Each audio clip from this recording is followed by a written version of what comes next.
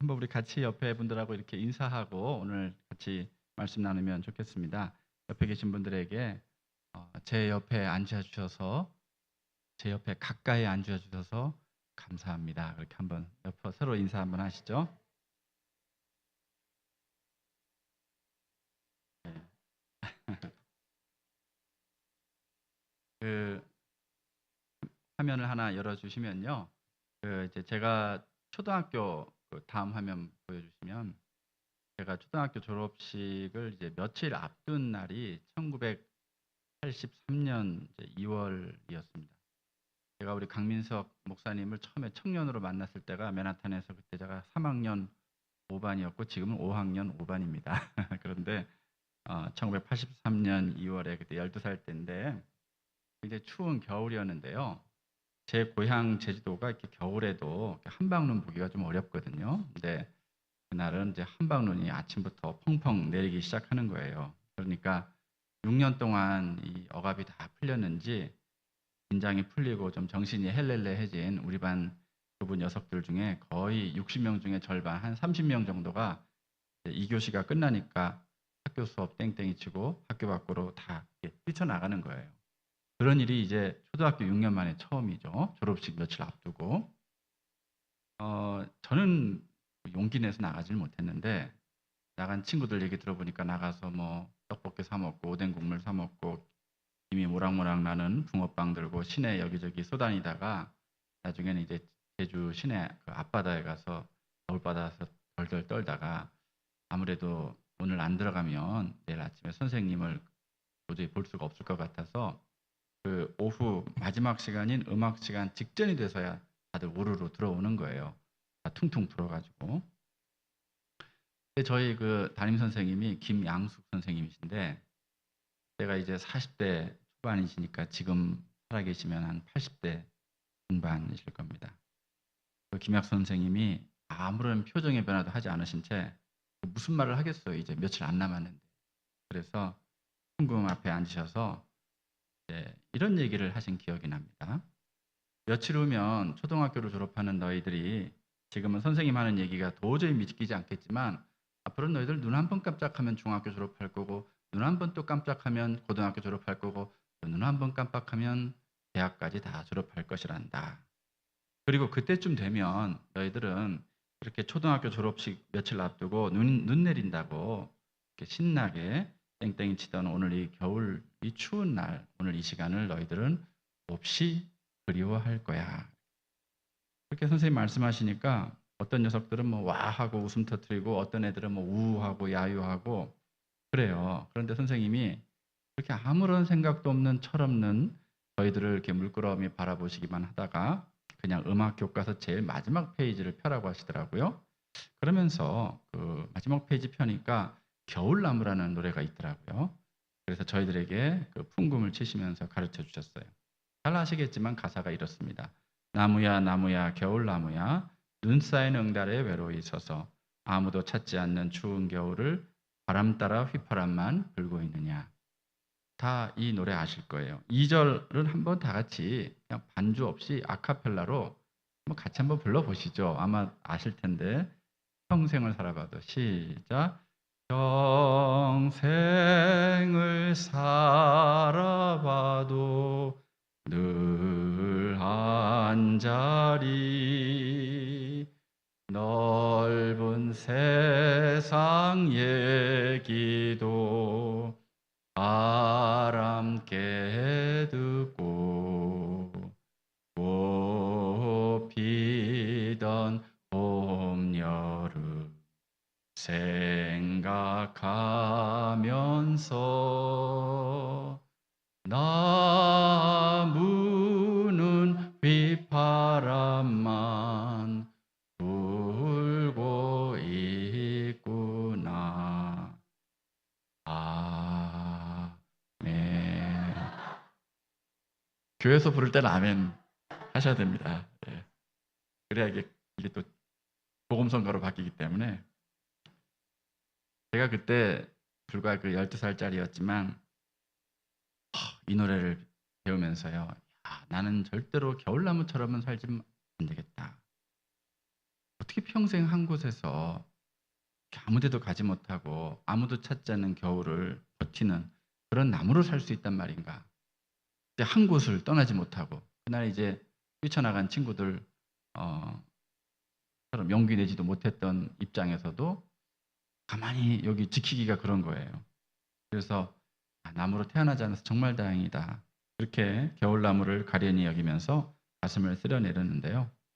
그날 이후에 이제 우리나라는 이제 입시 전쟁이 있지 않습니까? 그래서 중학교, 고등학교, 대학 계속 진학하면서 또 이 어떤 성과를 내야 인정받는 그런 세상에서 살아온 것 같습니다. 다들 그렇죠. 세상 직장만 그런 게 아니라 요즘은 교회에서도 사역에서 성과를 눈에 띄게 내지 못하면 막 자리가 흔들흔들하곤 한다 그래요. 이 우리 죄송합니다. 예, 이런 자본주의, 상업주의, 실용주의가 우리 교회 안에도 침투한 지가 오래라 가지고 사실은 이 여러 가지 그런 세상의 논리들을 우리가 갖고 삽니다. 그중 하나가 이제 경쟁하는 거죠.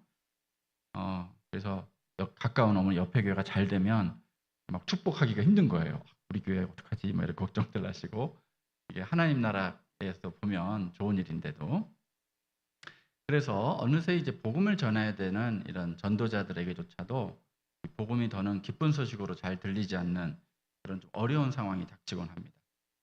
그렇지만 이제 그런 세상에서 살다 보면 '야 이게 풍금 따라 배우던 그 겨울나무처럼만 산다는 것도 이게 쉬운 일이 아니구나.'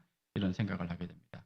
예수님 당시에도 그랬습니다. 아브라함 이래 수천 년간 다윗 이래 수백 년간 그렇게 하나님께서 은혜의 복음을 이렇게 가르쳐 주셨지만은 정작 이스라엘 백성들이 이 복음을 기쁜 소식으로 받지를 못하는 거죠.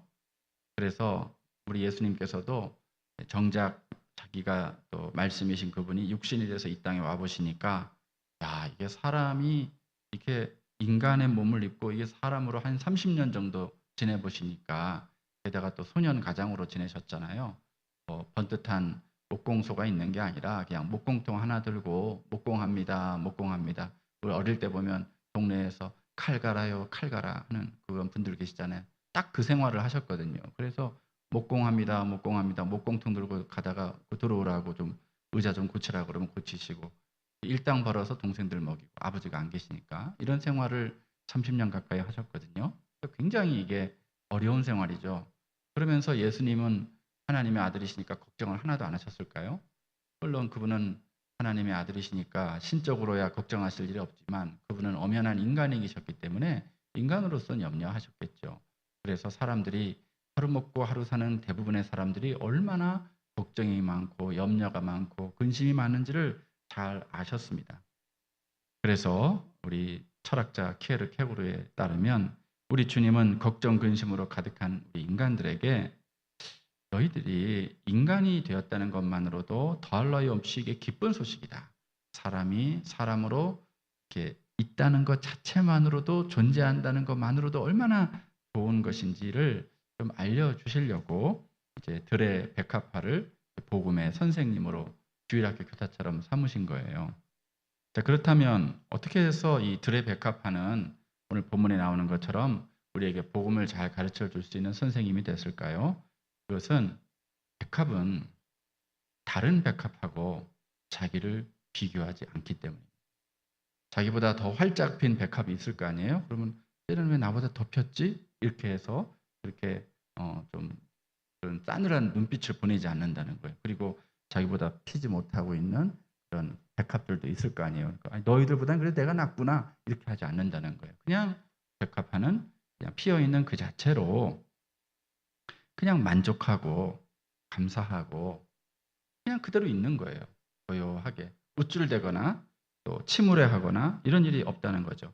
오로지 백합은 자기가 백합인 것에 만족할 뿐이더라는 거예요. 그런데 문제는 우리 사람은 자기가 사람인 것에 만족하지 못하더라는 거예요. 그래서 가장 큰 기쁨을 놓쳐버린다는 거예요. 여러분이 인생에서 살면서 가장 큰 기쁨이 뭡니까? 애가 뭐 이렇게 아팠다가 막 이제 나을 때도 기쁘시겠고 또 걱정했는데 이제 수능 시험 잘 봐서 원하던 학과에 진학하고 그러면 기쁘겠죠. 또 좋은 사람 만나서 결혼하면 그것도 기쁘겠죠. 여러 가지 기쁜 일들이 많죠, 이 세상에. 그러나 그중에 가장 기쁜 거는 그냥 사람이 사람으로 이렇게 존재한다는 것 자체. 그런 번뜩번뜩하는 일이 없더라도 그냥 이렇게 내가 존재한다는 그 자체만으로도 이게 얼마나 기쁜 소식이라는 것을 우리가 잘 모르더라는 거예요. 그래서 그거를 이제 알려주고 싶어 하시죠. 그래서 오늘날에는 하나님께서 일반 은총을 많이 베푸셔 가지고 천체 물리학, 분자생 물학, 유전 공학 이런 것들을 거의 뭐 엄청나게 발전을 최근에 한 40-50 년간 시켜 주셔서 우리가 사람이 존재한다는 건 또 이게 엄청난 일이구나 하는 것을 우리가 좀 알게 됩니다. 여러분이 잘 아시는 것처럼 존재의 기적에 대해서 제가 좀 말씀드리고 싶어요. 오늘 우리가 이제 헌신자 예배인데 존재의 기적. 시편 147편 4편에 보면 하나님께서 별들의 수요를 그 넘버링을 다 세시고 그 별들을 다 그 이름대로 부르셨다 했어요. 그러니까 우리는 몰라도 우리가 붙이는 그 이름들 말고 하나님이 알고 계시는 그 이름들이 다 있다는 거예요. 그리고 시편 139편 16절에 보면 내 형질이 이루기 전에 주의 책에 다 기록되었나이다. 이런 표현이 있어요. 자, 이게 도대체 어떤 말일까? 이게 옛날엔 잘 몰랐습니다.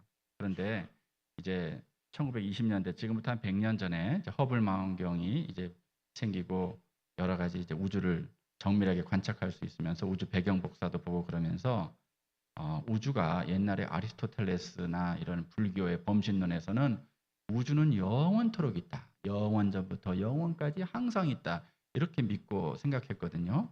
근데 우리 기독교는 그렇지 않다. 우주에는 시작이 있다. 하나님께서 태초에 말씀으로 천지, 우주를 창조하셨다. 그 천지가 바로 heaven and cosmos라 그래서 보이지 않는 영적 세계와 보이는 이 물질 세계 전체, 그러니까 우주만 아니라 이 영적 세계까지 해서 영적인 세계와 물질적인 세계 전체를 하나님께서 만드셨다는 거죠. 말씀 한마디로. 그러니까 없었던 때가 있었다는 거예요. 하나님은 영원하신 분이지만 우리 우주라고 하는 것은 시간과 공간이라고 하는 건 영원 전부터 있었던 게 아니라 어느 시작점이 있었다. 그전에는 그냥 nothingness, 아무것도 없었어요. 그런데 어느 날 갑자기 하나님 말씀으로 우주에 시작이 있다는 거예요. 그러면 시작이 있다는 건 끝, 완성도 있다는 거거든요. 근데 옛날엔 코웃음 쳤습니다. 만져야 되는 소리다. 불교 범신론이나 힌두교에서나 또 그리스 철학에서 다 우주는 영원하다고 했어요. 천만에요. 우주는 시작이 있었습니다. 우주 배경 복사를 분석해 보니까 이게 거꾸로 시간을 돌려 보니까 약 138억 년 전에 시간과 공간이 시작된 것을 이제 그 확률이 거의 99.9% 이상이 지금 됩니다. 그래서 이 빅뱅 가설이 지금 오늘날 가장 설득력 있게 받아들여지는데요. 이거 이상 우주를 설명할 수 있는 다른 방법이 없습니다. 그래서 우주의 시작이 약 138억 년 전에 이 플랑크 시간이라고 하는 아주 믿을 수 없는 순간에 이게 벌어졌습니다. 그래서 없던 데에서 점 하나가 생겼는데 그 특이점이요. 여러분의 머리카락을 수십조 개로 나누어서 수십조 분의 1 정도의 크기가 되면 그 특이점 크기가 됩니다. 거의 없는 그런 점이라고도 할 수가 없어요. 그렇게 우주가 처음에 작았습니다. 그런데 무려 10의 마이너스 43분의 1초, 그러니까 0.00000 이걸 43번을 하고 1초 분의 1, 요만큼의 아주 그 짧은 찰나의 순간에 우주가 이렇게 탄생을 하는 거예요.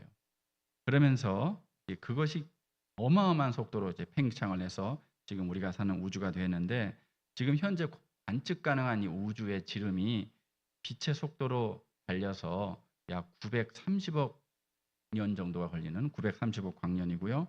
그 안에 한 2조 개의 은하 갤럭시들이 있고 그 갤럭시들의 별이 제가 보여드리겠습니다. 이렇게 많은 별이 있는데 그 다음 화면 보여주세요. 예, 약 2,000해의 별이 있습니다. 저거는 우리 지구 같은 건 이제 별에 끼워주지 않고요. 행성들 말고 그냥 자체적으로 빛이 발산되는 그런 항성들, 그런 것만 한 2,000해가 됩니다. 2에 곱하기 10의 23승입니다. 저게 어느 정도로 많냐면요. 우리 지구 전체 해변에 있는 모래알의 수보다 한 2만 배 정도 많은 수입니다. 예. 그런데 이런 어마어마한 이런 별들이 이제 이 우주에 있는데 여기에 지구는 껴주질 않아요. 그래서 저런 별들당 행성들이 한 10개씩 달려 있다고 우리 태양계처럼 보면은 아마 2만 해가 아니라 2만 해 정도가 되겠죠. 어마어마한 숫자입니다. 10의 24승까지가 되죠. 자, 그런데 여기서부터 이제 여러분들이 좀 놀라셔야 되는데 지금 아직도 놀라고 계시지 않아가지고 이 우주가 인간 여러분과 같은 고등 생명체를 품을 수 있도록 처음부터 딱 시작될 때부터 정밀하게 튜닝, 조율될 확률이 얼마인가 계산을 해보니까 잠시만 그 다음 하면요. 10의 220승분의 1 정도의 확률이에요. 0.0000을 220개를 붙인 다음에 분의 1의 1. 말하자면 이 우주가 인간이 이렇게 존재할 수 있도록 처음부터 구성될 가능성이 거의 0에 가깝습니다. 그런데 저 10의 220승분의 1이라는 어마어마한 저 확률이 우주가 생기자마자 저게 결정이 됐어요. 그건 말이 안 되는 거죠. 그런 있을 수 없는 일이 벌어진 겁니다. 그래서 지금 그래서 이게 생명체가 있는 그런 조건을 만족하는 이 지구와 같은 행성이 지금 우리 우주에 우리 지구와처럼 여러분들 인간이라는 이런 고등 생명체가 존재할 가능성이 과연 얼마인가 봤을 때 그 다음 보시면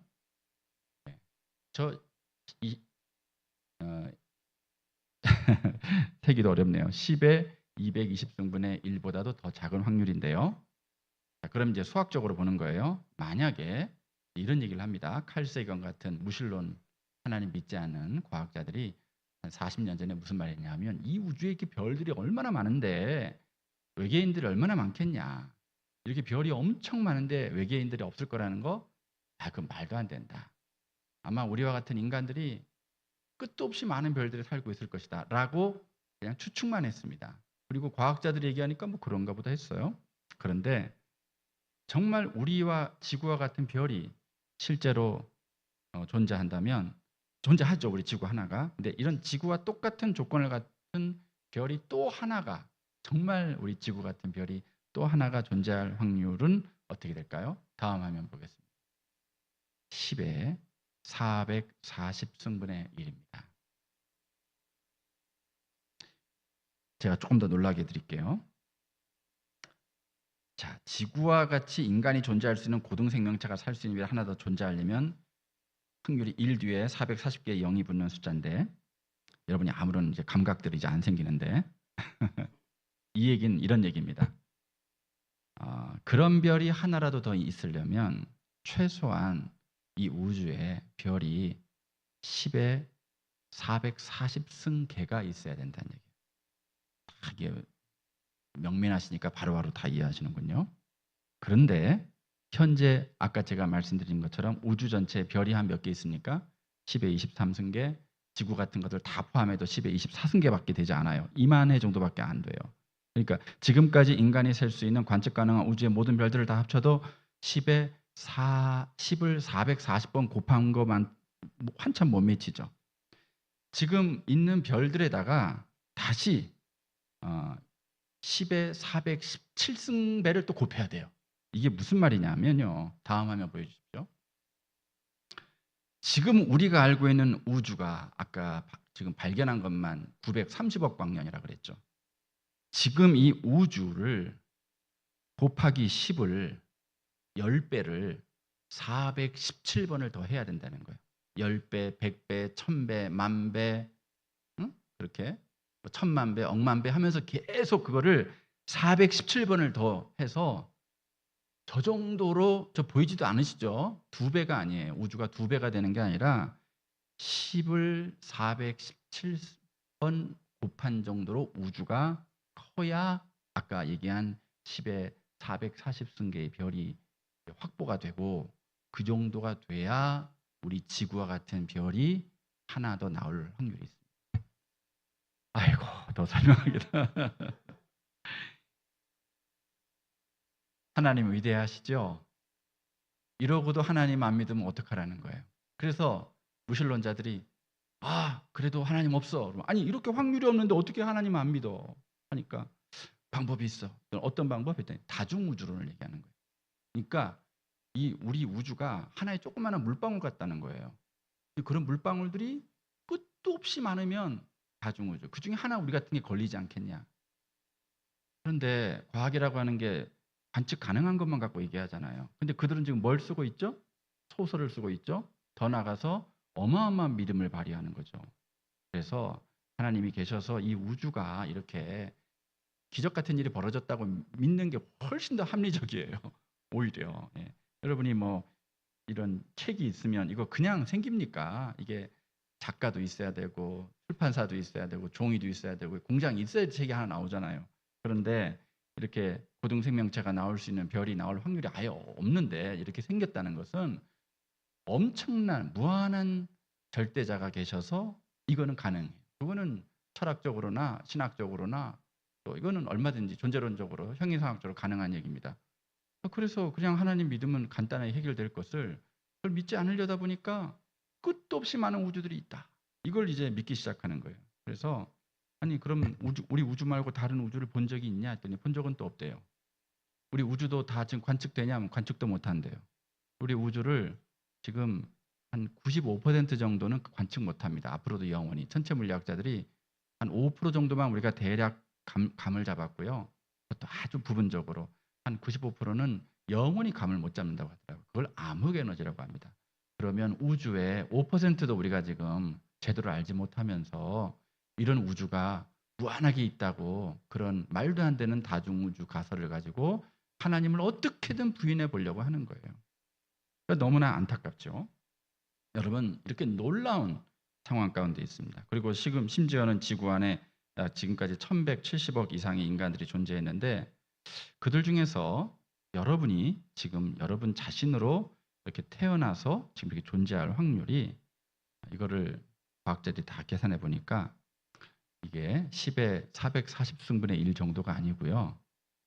10의 4만 40승분의 1이 나옵니다. 여러분 하나가 존재할 확률이. 이렇게 희박하냐. 여러분의 부모가 이 세상에 존재하고 서로 만날 가능성부터가 이게 수십조 분의 1이고요. 그들이 결혼하거나 자녀를 낳는다는 보장도 없고 설령 자녀를 낳는다 해도 한 번의 배란에 수억 개의 정자 중에 단 하나라도 선택되고 그 하나가 바로 여러분의 유전자를 결정짓는데 단 한 번이라도 그 시간이 그게 10의 한 뭐 30승분의 1초 이 정도만 어긋나도 지금의 여러분이 아닌 전혀 다른 존재가 태어난다는 거예요. 또 여러분의 유전적인 조합이 있잖아요. 성격, 기질, 감정, 사고방식, 외모까지 다 포함한 이 고유한 여러분을 이게 수천조 이상 가능성 중에 단 하나로 구성된다는 거죠.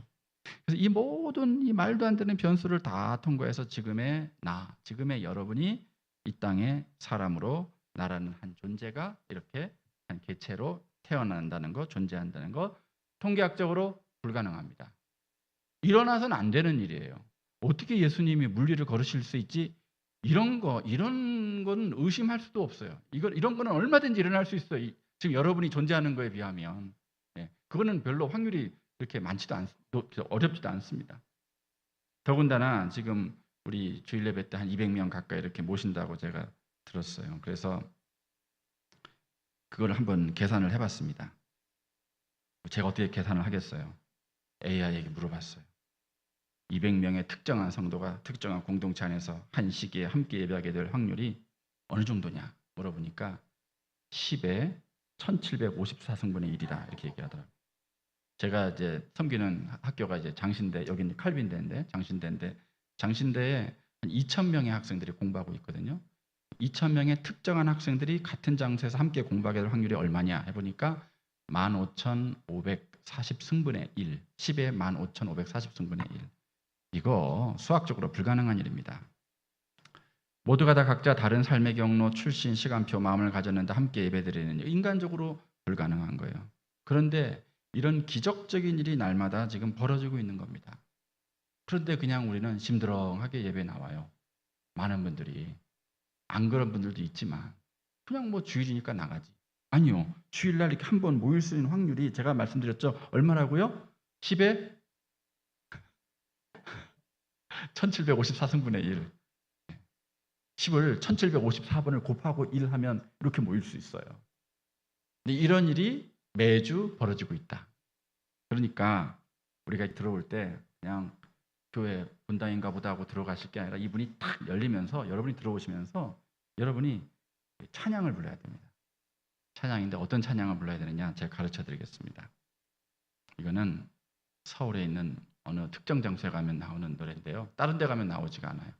어린이들만 부르는데 꿈속에 보았던 신비한 세계 모두가 오고 싶던 곳 꿈의 나라 사랑의 세계 여기는 롯데월드 그걸 바꿔서 여기는 칼빈 월드 이렇게 해가지고 처치 월드 응?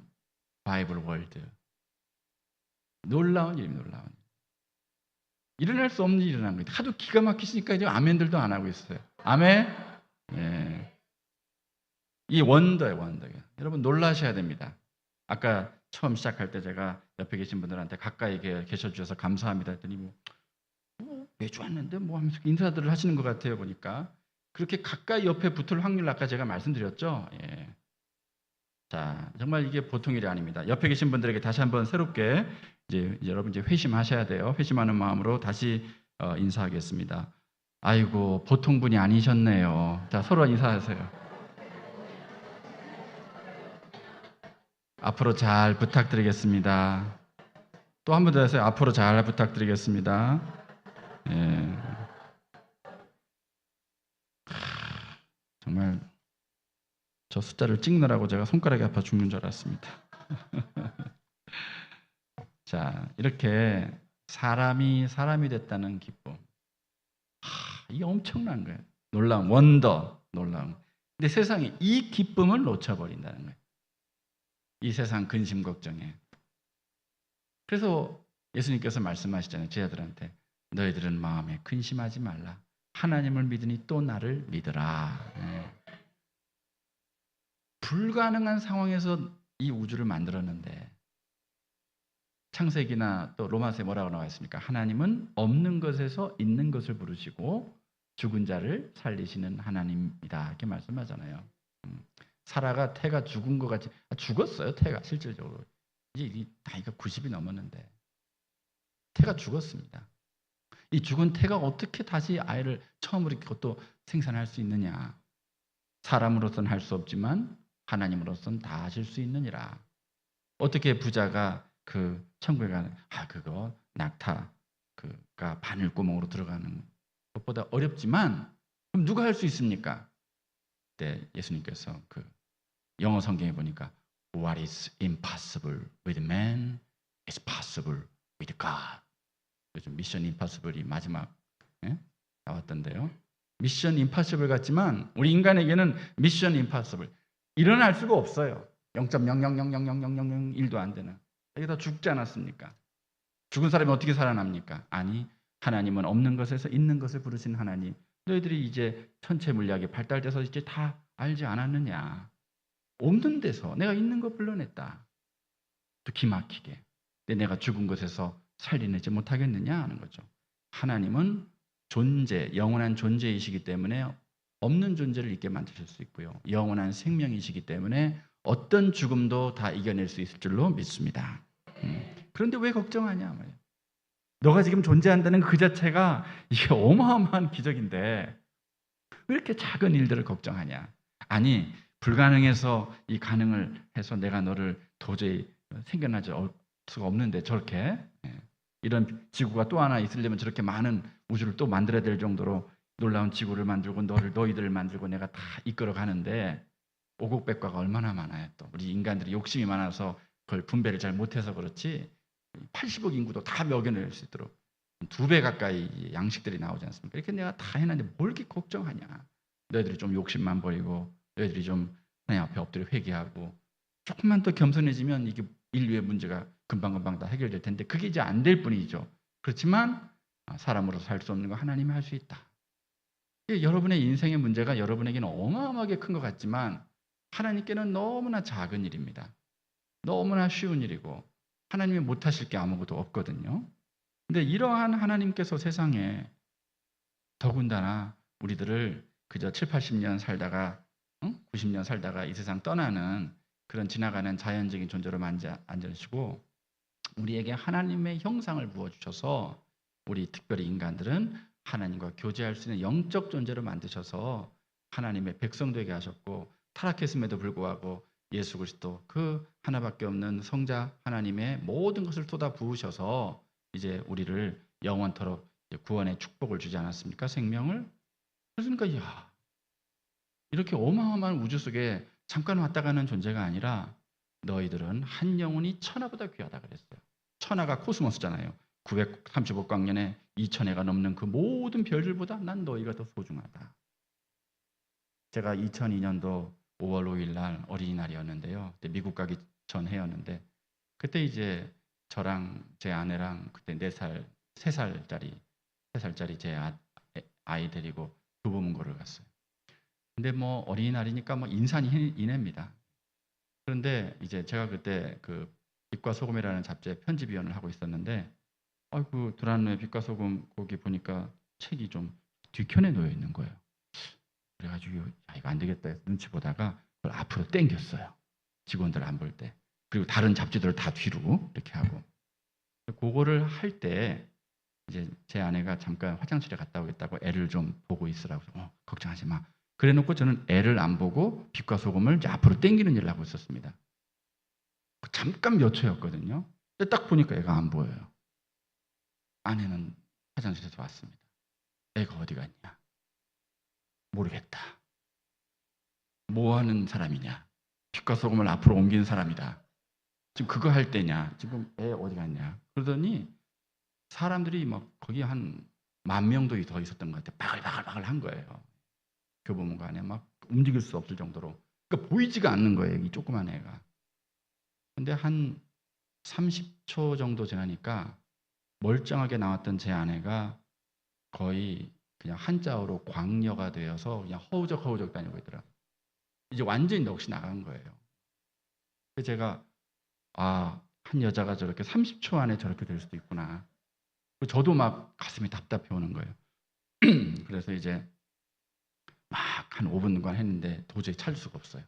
식은땀이 줄줄줄 나고 어떡하지? 이제 온갖 상상이 다 되는 거예요. 막 개구리 소년 얘기도 생각나고 막 다 생각나. 그래서 이제 아차 해갖고 이제 가서 안내 방송을 좀 해달라고. 이제 하얀색 상의, 하얀색 바지에 이제 하늘색 상의 입었고 제가 다 설명했어요. 저는 방송이 이렇게 나올 줄 알았습니다. 장내에 계신 여러분 집중해 주시기 바랍니다. 지금 하늘색 상의와 하얀색 바지를 입은 3살째 어린아이를 찾고 있습니다. 여러분 간곡히 부탁드리겠습니다. 뭐 이렇게 나올 줄 알았어요. 그렇게 방송 안 하더라고요. 그냥 안녕하십니까. 하늘색 상의, 하얀색 바지 입은 3살째 어린이 찾고 있습니다. 가 계신 분들은 드시기 바랍니다. 감사합니다. 끝.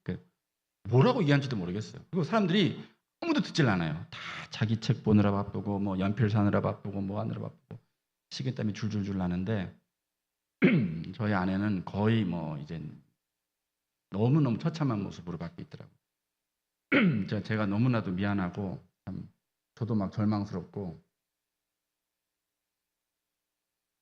거기 수천 권의 책이요. 다 갖다 준다 해도 아무 위로가 안 되죠. 뭐 무슨 소용이 있어요. 거기 뭐 수백만 권의 책이 있겠죠. 그거 뭐 다 준다 한들 뭐 하겠어요. 그거 다 넣을 수 있는 빌딩을 준다 한들 뭐 하겠어요. 지금 애가 없어졌는데. 그런데 어느 지금 여기 계신 우리 권사님들 중에 꼭 한 분처럼 생기신 어느 아주머님께서 가까이 다가오시더니 아까 그 위에 하늘색 상의 입은 어떤 꼬맹이가 울면서 저쪽 계단으로 해서 밖으로 나갔다는 거예요.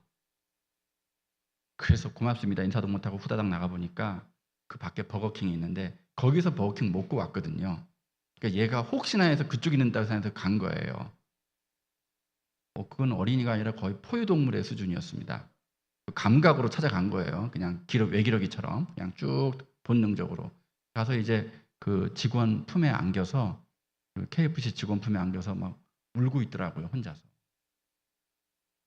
그래서 다시 저는 또 뛰어와가지고 그 아주머님 교회 권사님처럼 생기신 그분 찾으려고 막 돌아왔는데 안 보이죠. 당연히. 지금도 평생 잊을 수가 없어요. 얼마나 고마운지요. 하나님이 세상 이렇게 엄청나게 만드시니까 우리 같은 존재는 별거 아닌 것 같죠? 아니에요. 야, 이 온 우주 그 있으면 뭐하냐? 너희들 때문에 내가 만든 건 너희 없으면 내 자식 없으면 그래서 이 온 우주를 줘도 안 아깝다. 아니 내 아들 줘도 안 아깝다. 그래서 예수 그리스도를 줘도 안 아까울 만큼 정말 귀한 존재가 바로 여러분들이라는 거예요. 그런데 뭐 하다가 좀 안 되면 그러면 그렇지 내가 뭐 하면서 자기를 막 우리는 비하하고 자기를 경멸하고 자기를 부정적으로 생각한다고요. 막 근심하고 또 하나님 쉽게 원망하고. 그런데 하나님이 그러지 말라는 거예요. 예수님이 그러지 말라는 거예요. 내가 너희들 얼마나 사랑하는지 이걸 어떻게 설명하냐. 너무 사랑이 깊으니까 설명할 방법이 없어요. 방법이 없어요. 그래서 선택한 방법 중에 하나가 바로 십자가 아니겠습니까? 내가 이만큼 너희를 사랑한다. 내가 없어져도 좋을 만큼 난 너희들만 있으면 내가 없어도 돼 싶을 정도로 이렇게 우리를 사랑하시는 거죠. 이런 놀라운 사랑 말이죠. 그래서 C.S. 루이스가 이런 하나님의 놀라운 사랑을 우리가 넓은 바닷가의 금빛 모래시장에서 노는 어린아이라는 그런 좋은 귀한 존재라는 것을 다 잊어버리고 시궁창 하수구에서 더러운 흙이나 만지며 그 진흙파이 더러운 시궁창에서 만지는 그거 갖고 뭐 진흙파이가 조금 더 크네 하면 좋고 좀 더 적으면 막 슬퍼하고 그런 아이들과 다르지 않다는 거예요. 그러니까 어떻게 보면 우리의 꿈, 우리의 기쁨 이게 너무 적다는 거예요. 생각보다. 그래서 키에르케고르가 드레베카파가 만약에 말할 수가 있었다면 이렇게 얘기했을 거라는 거죠. 인간인 당신은 도대체 무엇 때문에 저희들 백합의 놀라움으로 가득한지요. 하지만 사람인 것 역시 그렇게 아름다우고 영광스러운 거 아닌가요? 모든 사람이 얼마나 아름다운 것인지 우리 인간이 얼마나 소중한 존재인지 영광스러운 존재인지 알았다면 막 솔로몬처럼 내가 왕이 되고 싶다, 뭐 영화를 누리고 싶다 그렇게 하지 않았을 텐데 그런 것으로 만족을 찾지 않았을 텐데 만약 솔로몬 왕도 정말 자기가 얼마나 소중한 존재인지 알았다면 자기가 왕으로서 누렸던 모든 그런 의복들을 관복을 다 벗어버리고 진짜 사람으로 살려고 했을 겁니다. 이 얘기예요. 가엾은 들판의 백합, 봐주는 사람도 없는 그 백합에게도 해당되는 이 진실이 창조의 걸작품인 사람에게 역시 해당되지 않겠습니까? 하는 거죠. 그래서 우린 자꾸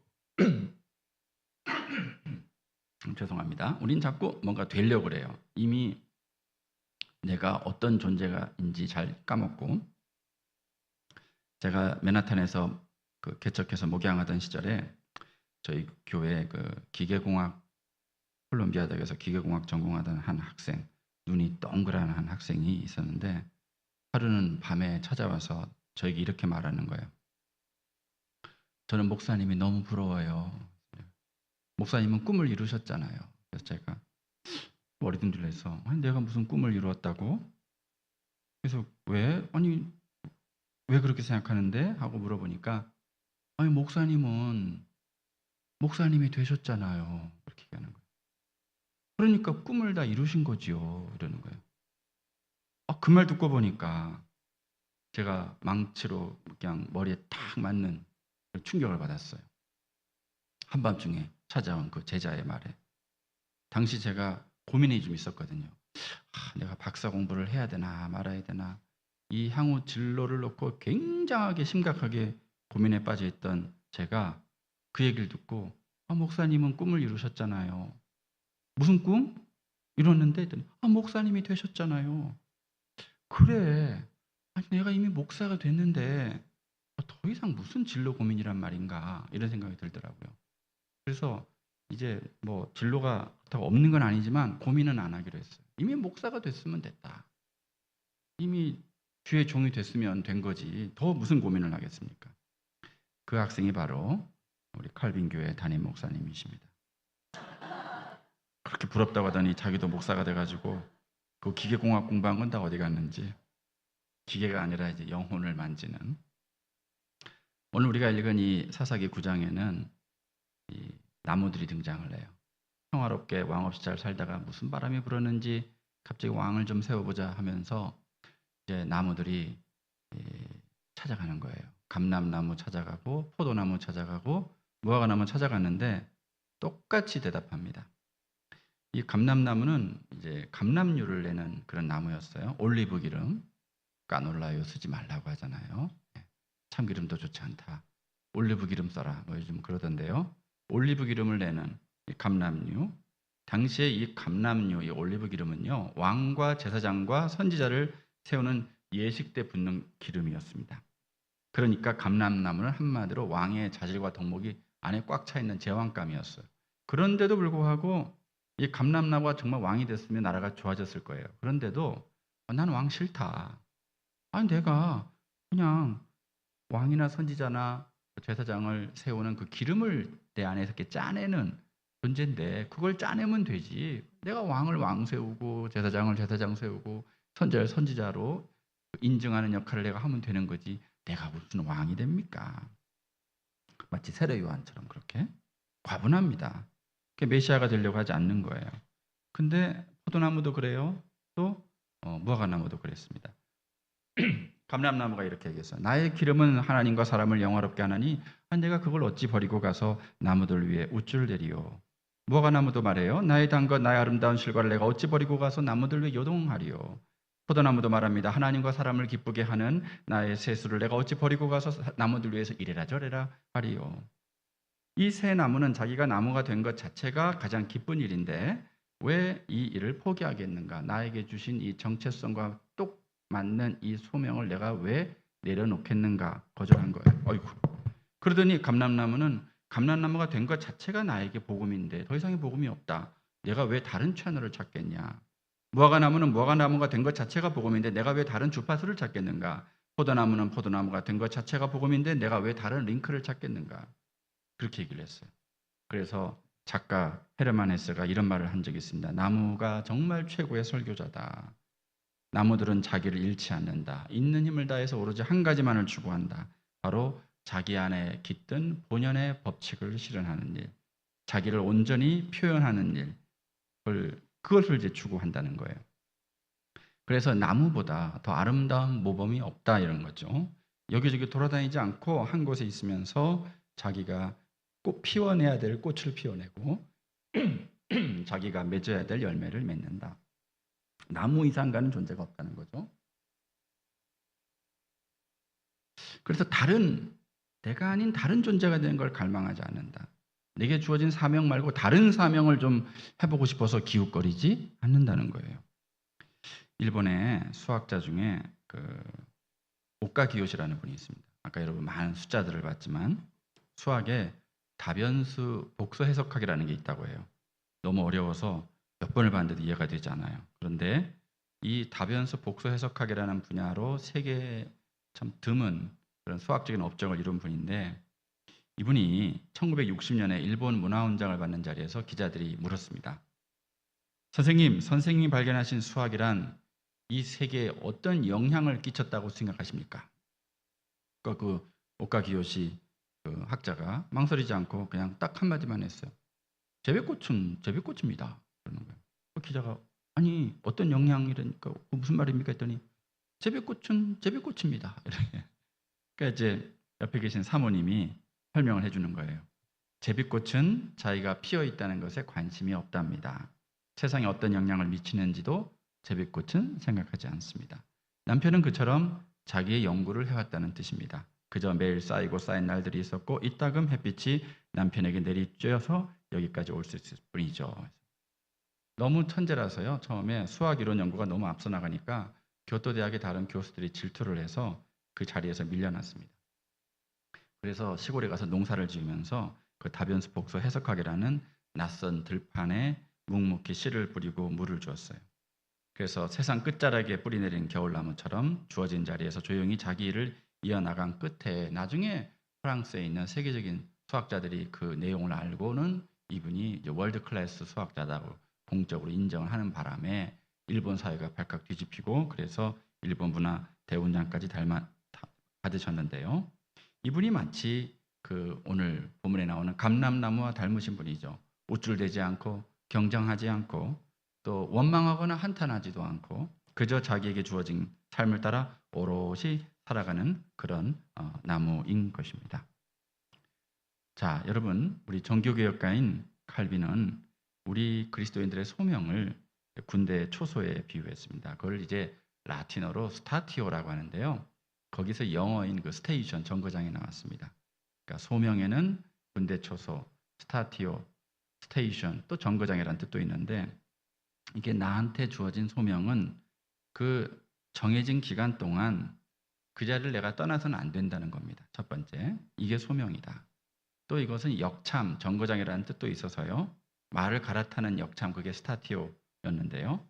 어느 한 역에서 다른 역까지 선로를 이탈하지 않고 쭉 충실히 달려가는 건데, 이 말은 소명에는 어떤 정해진 기간이 있더라는 거예요. 나중에는 더 하고 싶어도 할 수 없는 그런 속성이 있습니다.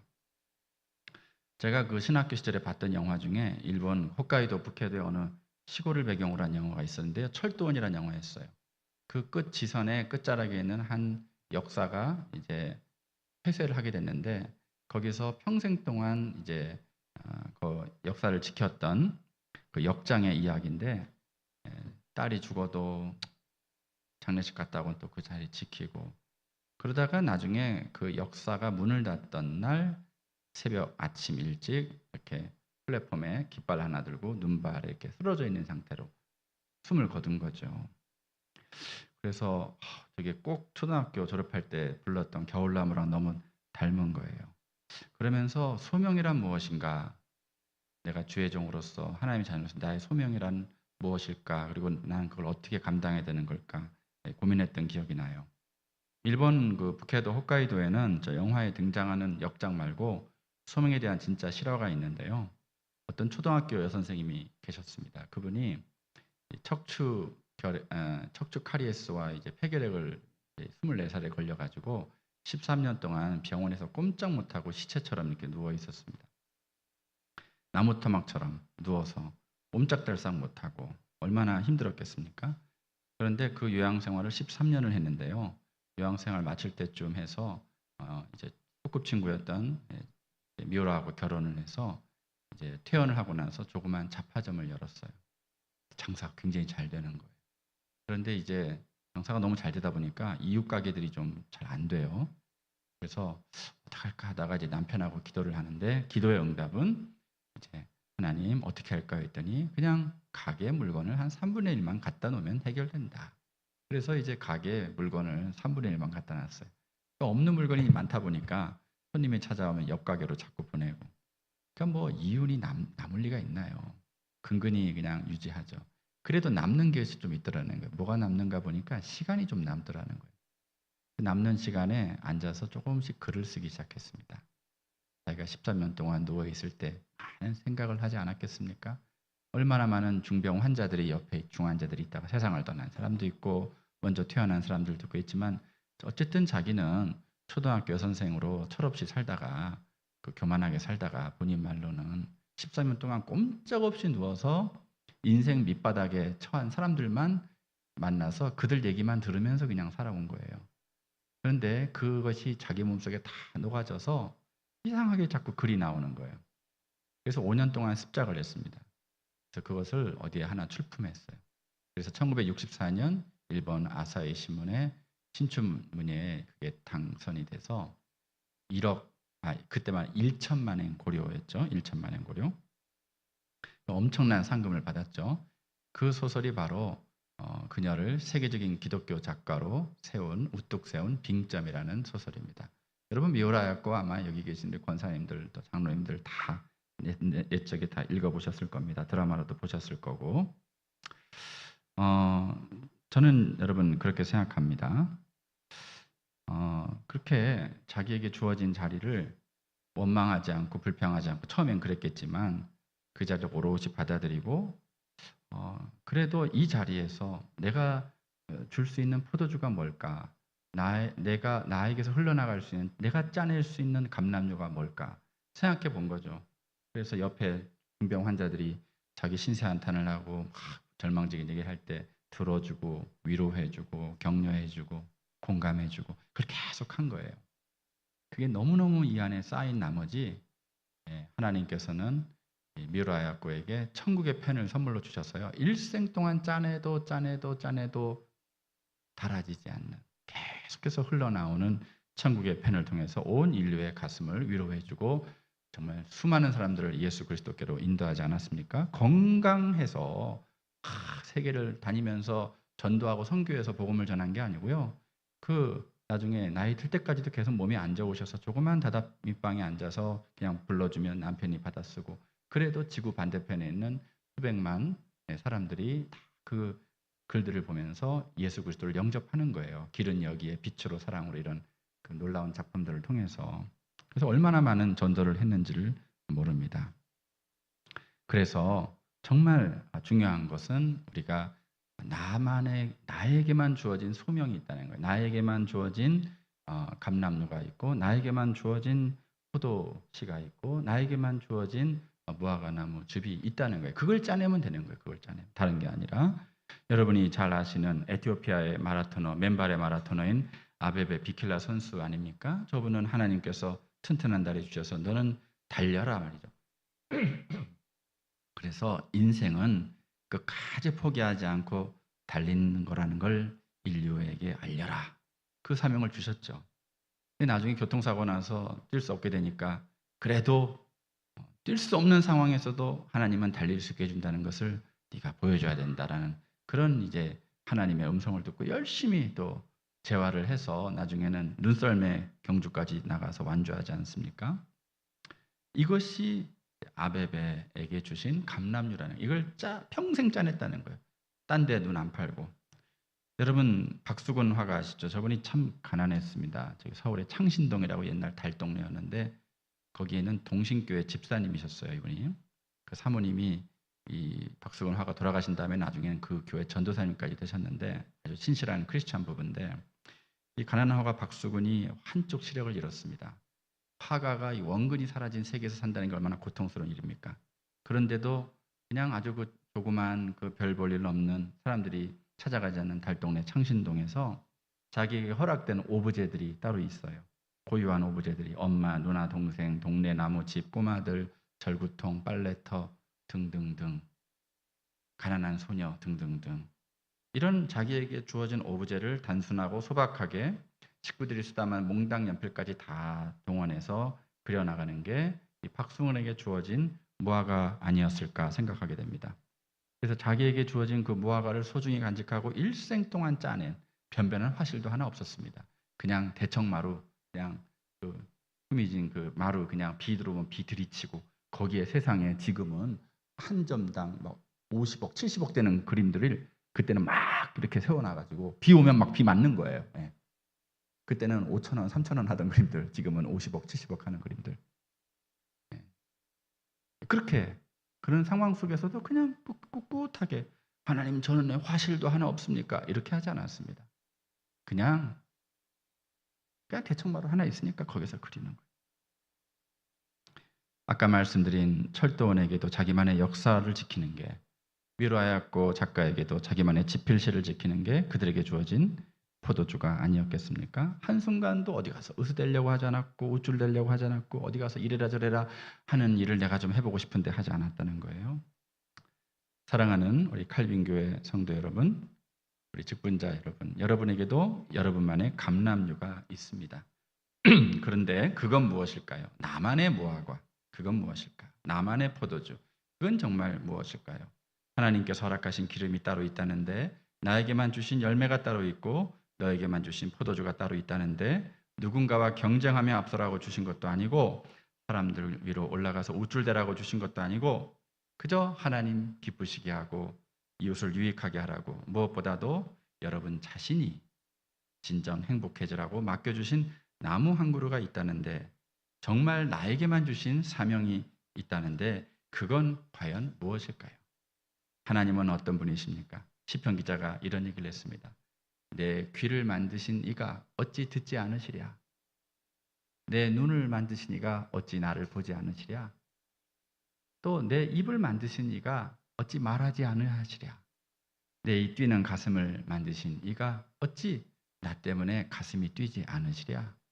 하나님은 듣고 계시고 보고 계시고 말씀하시고 여러분 때문에 가슴이 뛰는 분인 줄로 믿습니다. 예. 그 하나님이 이토록 이처럼 이 세상을 만드셨고 사랑하셨고 여러분 한 사람 한 사람을 만드셨고 여러분 하나하나를 그 누구도 흉내낼 수 없는 어엿한 고요한 모습으로 만드셔서 여러분에게만 주신 사명이 있다는 거예요. 그 사명을 잘 감당하면 내가 참 좋겠다. 아니, 이 사명을 잘 감당하면 이게 너에게 너무너무 좋을 거야. 너가 얼마나 이거 좋은지 잘 모르는구나. 그저 이 한 달란트라도 두 달란트라도 네가 이것을 잘 충성했을 때 그 겨자씨만한 거라도 충성했을 때 나중에 그게 얼마나 큰 나무가 될지 너는 모르지. 내가 너에게 얼마나 큰 골들을 맡길지 너는 잘 모르지. 이 지구 안에 아주 조그만 땅덩이에 얼마 되지 않은 조그만 공간에서 우리가 늘 사니까 하나님의 광대하심이 얼마나 되는지 상상도 못하죠. 우리가 얼마나 소중한 존재인지 잘 알지도 못하죠. 그래서 오늘 제가 이 말씀을 통해 아까 그 수많은 숫자들을 가지고 여러분이 얼마나 귀한 존재인지 기적 같은 존재인지 이것을 말씀드리고 싶어 했던 겁니다. 우리가 평생 부부로 연을 맺어 또 살다 보면 또 아유 저놈의 왼수 뭐 이러기도 하잖아요. 아니요. 그 왼수를 만날 확률 자체가 10의 4만승분의 1이라고 아까 제가 말씀드렸죠. 너무나 소중한 존재들입니다. 또 이렇게 같이 예배드린다는 게 너무나 소중한 거고요. 여러분의 강민석 담임 목사님, 이 세상에 목사님들이 얼마나 많습니까? 강 목사님이 여기 와서 이렇게 여러분들과 함께 공동체로 같이 지낼 수 있는 확률, 그거는 제가 계산하지 않았습니다. 그럼 여러분들이 한번 계산해 보십시오. 아마 엄청난 숫자가 나올 겁니다. 모든 게 기적이에요. 우연이란 하나도 없습니다. 모든 게 하나님 안에서 필연입니다. 아까 말씀드린 있을 수 없는 일이 일어났다. 아니요. 하나님께는 반드시 일어날 수밖에 없는 일이기 때문에 일어난 줄로 믿습니다. 그래서 하나님은 여러분을 만드시고 여러분을 기억하시는 분이 아니에요. 하나님은 영원전부터 그 마음속에 우리 한 사람 한 사람을 다 품으셨다고 하잖아요. 그리고 영원토록 우리를 품으실 겁니다. 아무도 여러분 기억해 주지 않아도 하나님은 기억하시고요. 아무도 누구에게 다 여러분 잊혀질 것 같죠? 하나님에게는 잊혀지지 않아요. 그냥 있다가 없어지는 존재들에게 잊혀지는 것 때문에 슬퍼하지 마시고 기억되지 않는 것 때문에 분통 터뜨릴 필요도 없습니다. 허무할 필요도 없어요. 어제나 오늘이나 영원토록 동일하신 우리 하나님께서 우리를 영원토록 기억해 주시고 사랑해 주시고 영원토록 우리에게 생명을 누리게 하실 것을 알기에 오늘 우리는 이 겉사람은 비록 날마다 후패해질지라도 우리의 속사람은 날로 새로워지도다. 보이는 것은 잠깐 지나가는 것이지만 없어질 것이지만 보이지 않는 것은 영원하다는 하나님 말씀을 믿고 사도 바울처럼 표대 되신 예수 그리스도를 향해 일생 달려가 승리하시는 우리 모든 사명자가 되기를 주의 이름으로 축원합니다.